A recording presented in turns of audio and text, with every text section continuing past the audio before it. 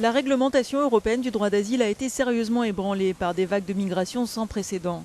Des milliers de candidats à l'exil, originaires pour la plupart de Syrie, d'Irak et de certains pays d'Afrique, cherchent en effet à entrer dans l'espace Schengen, synonyme pour eux de liberté de circulation. Mais qu'est-ce que l'espace Schengen ?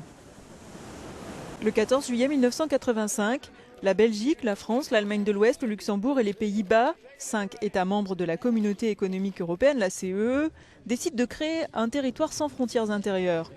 Le premier accord est signé à bord du navire Princesse Marie-Astrid, ancré sur la Moselle, non loin de Schengen, une petite ville du Luxembourg.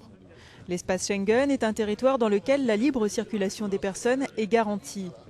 L'accord initial a été complété en 1990 par une convention entrée en application en 1995.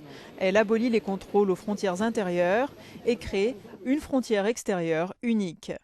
Aujourd'hui, 26 pays sont membres de l'espace Schengen, 22 d'entre eux sont dans l'Union européenne. 4 d'entre eux ne sont pas dans l'Union européenne, l'Islande, la Norvège, la Suisse et le Liechtenstein. 4 autres pays vont bientôt rejoindre l'espace Schengen, la Bulgarie, la Croatie, Chypre et la Roumanie. Enfin, l'Irlande et le Royaume-Uni restent en dehors de la zone frontière. L'espace Schengen garantit la libre circulation à plus de 400 millions de citoyens européens, ainsi qu'à de nombreux ressortissants de pays tiers, présents légalement sur le territoire européen. Mais les nationalistes à travers l'Europe dénoncent la facilité offerte par Schengen, qui a permis à de nombreux migrants de voyager du sud vers le nord de l'Europe. Pour assurer la sécurité dans la région, le Conseil de l'Europe a décidé en 2004 de créer l'agence européenne Frontex, dont la tâche est de surveiller les frontières.